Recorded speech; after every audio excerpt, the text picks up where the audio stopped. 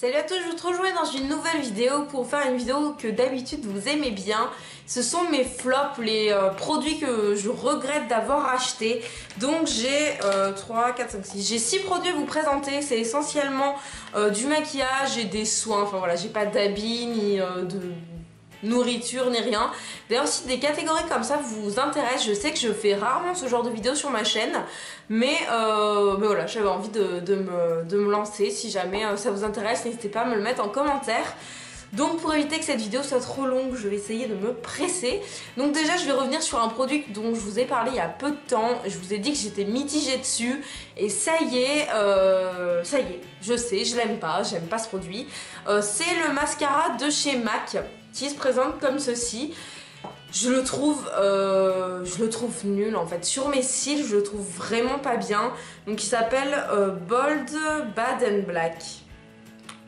Voilà, de toute façon il se présente comme ça. Vous avez deux bouchons, vous avez une espèce de tout petit goupillon pour les cils du bas, et vous avez après la grosse brosse. Pourtant moi ce sont des brosses que j'adore. J'adore quand les brosses sont comme ça en synthétique et qu'elles sont assez épaisses. Mais déjà le truc horrible, mais ça pue, mais c'est... Est-ce que vous voyez l'odeur que ça a quand on reçoit des colis d'un site chinois et que ça sent le chinois en fait, enfin, ça sent la fabrication, les usines et tout, et ça sent ça. Et quand je vois le prix que coûte un mascara MAC, honnêtement je trouve ça pas du tout normal que l'odeur soit comme ça. Alors après, est-ce que j'ai un problème au niveau de l'essorage? Je me suis demandé ça aussi parce que j'ai aucune résistance en fait quand je mets la brosse et que je l'enlève. Et généralement quand je fais les cils, ça fait des paquets mais fois 1000. Donc voilà, je crois que ce mascara coûte voilà, entre 20 et 25 euros, il me semble que c'est 22.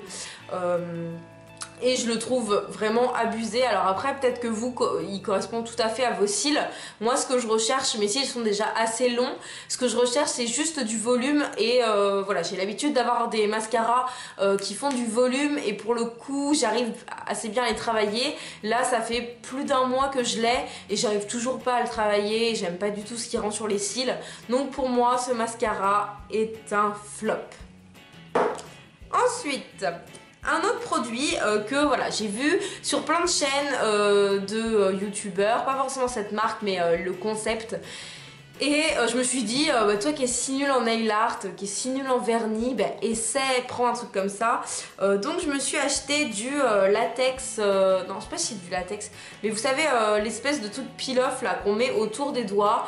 Pour pas qu'ensuite on enlève en fait, pour pas mettre de vernis autour et autour de l'ongle. Et donc je me suis acheté ceci, donc de la marque Born Pretty. Je l'ai commandé sur Amazon, je l'ai pas payé cher honnêtement, j'ai dû payer ça 4 euros, mais je la trouve nulle. Pourtant cette marque je l'aime bien. Alors après, est-ce que c'est parce que le produit est liquide? Je sais pas trop, ça fait comme un vernis, mais c'est tellement liquide, j'ai l'impression que c'est pas si liquide que ça sur les filles que je regarde, mais je sais pas, je comprends pas du tout.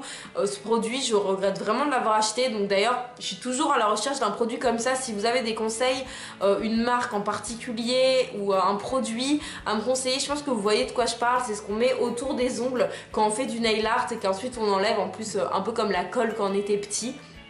Mais voilà, j'avais envie de tester pour pouvoir faire des petits nail art voilà, cet été. Et au final j'ai pas pu en faire parce que ce truc c'était une cata. En fait ça s'est filoché et à la fin quand j'ai essayé de l'enlever, je galérais trop à enlever la petite base. Du coup pour moi c'est... Ensuite, troisième produit, je vous en avais fait un crash test, je vous mets d'ailleurs dans le petit i si ça vous intéresse. Ce sont des craies pour colorer les cheveux qui coûtent une blinde. Alors ça je l'avais reçu en partenariat. Et j'ai réessayé pour une soirée cet été et c'était une cata. Mais même, c'est-à-dire que même les gens me disaient, ils sont bien tes cheveux aujourd'hui. Ça faisait un espèce d'effet gras, il n'y avait pas de couleur. Alors après parce que je suis brune, peut-être que ça fait ça. Peut-être que si j'étais blonde ça fonctionnerait mieux. Donc voilà, j'avais celui-ci, c'est de la marque Bubble and Bumble. C'est une marque qui est très connue, qui se vend notamment chez Birchbox. Donc voilà, le rose et l'espèce de violine, je vous avais fait un crash test sur ma chaîne où déjà j'étais pas convaincue et je les ai retestés et franchement heureusement que je les ai pas achetés parce que au prix que ça coûte ce genre de truc, je trouve que c'est abusé le résultat pâteux que ça fait sur les cheveux et juste en fait ça fait pas le job, ça fait pas du tout le job, ça m'avait pas du tout coloré les cheveux donc c'est un peu abusé je trouve. Ensuite, quelque chose, alors là, mais laissez tomber, je suis une grosse... je suis un gros mouton parce que c'est le truc dont tout le monde parle. Alors après, est-ce que ça vient de mes cheveux? Je pense que ça vient de mes cheveux. Donc moi j'ai les cheveux bouclés qui sont très épais. Là vous voyez que la moitié de mes cheveux hein, ils sont attachés derrière, voilà, ils sont très épais et bouclés et la mode fut un temps, on en parle un petit peu moins mais quand même, c'est la Tangle Teaser. Alors moi j'ai acheté une Tangle Teaser, donc c'est une espèce de brosse qui prend la forme de votre main et qui est censée être plus simple pour coiffer vos cheveux. Donc moi mes cheveux je ne les coiffe pas à part sous la douche ou avant d'aller sous la douche ou après la douche, mais jamais sinon dans la semaine entre mes shampoings, jamais. Et je trouve ce produit pas du tout bien pour mes cheveux. Moi ça me démêle absolument pas les cheveux. Les petits picots sont tout petits, en espèce de plastoc. Pourtant c'est la vraie, hein, c'est la Tangle Teaser, c'est pas un dupe, c'est la vraie Tangle Teaser. Et moi pour mes cheveux, je sais qu'il y a beaucoup de gens qui l'adorent, notamment des amis à moi et tout ça, qui en sont ravis. Et franchement sur leurs cheveux ça marche très bien. Mais moi qui ai les cheveux épais, et ben je galère quoi à mettre en dessous. En plus franchement je trouve pas ça simple le fait qu'il n'y ait pas de manche. En fait moi j'ai vraiment des gros nœuds sous mes cheveux là quand je fais ça. Là j'ai pris ma douche hier soir, du coup j'ai pas de nœuds, mais dans 2 jours je pourrais pas faire ça dans mes cheveux. Et du coup je tire dessus et je mets des gros à-coups, des fois la brosse elle part, enfin... Franchement, j'ai été super déçue parce que ça coûte cher quand même ce genre de brosse. Je l'avais acheté chez Sephora, mais je sais plus combien ça coûte, mais genre, enfin, une dizaine d'euros. Et j'ai d'autres brosses que j'avais achetées genre chez Primark qui font un effet encore mieux. Du coup, j'étais vraiment trop déçue de la Tangle Teaser. J'avais un espoir de dingue pour mes cheveux et au final, ça correspond pas du tout. Ensuite un produit de chez Kat Von D. Tout le monde en a beaucoup parlé de cette marque je sais pas, il y a peut-être 6 mois, 1 an. Et du coup, moi je mets souvent de l'eyeliner, donc plus trop en ce moment parce que je suis en stage et que j'ai pas trop le temps. Mais voilà, dès que je vais à une soirée quelque part, j'aime bien me faire un trait d'eyeliner. Et donc je me suis acheté le Tattoo Liner. Voilà, le petit... la base en fait de chez Kat Von D. Enfin c'est vraiment l'article de base phare dont tout le monde parle. Ça et l'anti-cerne, enfin moi c'est les trucs que je connaissais même avant de connaître un peu la créatrice. C'était vraiment les 2 produits un peu phares de la marque et je le trouve nul. Alors est-ce que ça vient de moi ou pas, je ne sais pas, mais là je viens de vous faire un exemple. J'ai juste passé un coup et en fait le noir n'est pas du tout intense, le noir est à moitié gris. Je m'attendais à un noir de fou parce que quand on entend les youtubeuses en parler, elles disent que le noir est super intense. Alors il y a une petite bille à l'intérieur et j'ai beau tapoter la bille et mettre, et ben, c'est toujours un peu grisâtre en fait. Et moi j'aime pas du tout, j'aime les noirs intenses. Pourtant mais c'est le noir hein. Alors après résistant à l'eau, oui x 1000. Clairement si vous n'avez pas un démaquillant biphasé ou pour le maquillage waterproof, il est super galère à enlever et quand je l'enlève sur mon coton ça fait bleu un peu, enfin je sais pas ce qu'il y a dedans mais voilà, j'aime pas trop la compo et en tout cas le mien fait gris. Alors est-ce que c'est un défaut de fabrication? Si vous avez cet eyeliner, n'hésitez pas à le mettre dans les commentaires si le vôtre est pareil un petit peu grisâtre ou si c'est juste le mien qui a un défaut de fabrication. Mais pareil, ce sont des produits qui ont des coûts, du coup je trouve ça abusé que ça fonctionne pas comme c'est prévu en tout cas.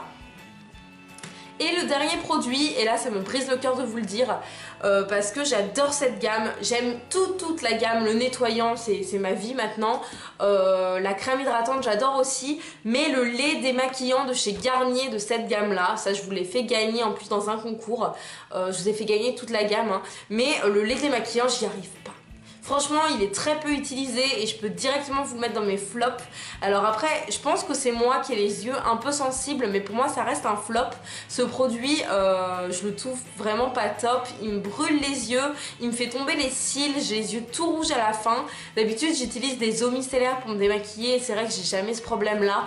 Et là j'ai testé parce que voilà, ça allait dans la routine et vu que j'utilise tous les autres soins, ben voilà, j'avais envie d'utiliser le lait démaquillant. Pourtant c'est sans parabènes, sans silicone, sans colorant, mais voilà, moi j'arrive pas du tout à être dessus et j'arrive pas du tout à l'utiliser. Franchement, je sais pas si vous pouvez voir, non je pense pas, mais il est utilisé jusque là, donc j'ai dû faire, je sais pas, j'ai peut-être fait 1 semaine et demie d'utilisation avec et j'ai abandonné. Pourtant il est toujours posé dans ma salle de bain, sur mon comptoir, mais voilà, j'arrive pas du tout à l'utiliser. Donc pour moi c'est un flop. Et voilà pour cette vidéo. Vous savez que j'adore critiquer et j'adore critiquer les produits et dire ce qui ne va pas. Bien entendu, il y a énormément de produits que j'apprécie. D'ailleurs, vous êtes plein à me dire tout le temps oui, les youtubeurs, vous aimez tout ce que vous recevez, vous aimez tout ce que vous achetez. Là, dans ce que je vous ai présenté, ça je l'ai reçu et je ne l'aime pas. Vous l'avez déjà dit dans une vidéo, là je vous le redis parce que j'ai retesté. Mais voilà, je sais pas que j'aime rien, c'est juste que là la vidéo s'y prête. Je dis ça parce qu'il y a toujours des gens dans les commentaires qui disent oui mais t'aimes rien et blablabla, mais en même temps c'est une vidéo flop donc c'est normal que je vous présente des trucs que j'aime pas. Donc voilà, n'hésitez pas à me dire vous si ces produits là vous les appréciez. Peut-être que je les utilise mal, peut-être que ça vient juste de mon type de peau, mon type de cheveux, je ne sais pas. Donc voilà, n'hésitez pas à laisser tous vos avis en commentaire et à partager tout ça avec moi, à mettre un petit pouce en l'air si la vidéo vous a plu et à cliquer sur ma tête qui apparaît quelque part sur l'écran. Et moi je vous dis à très bientôt.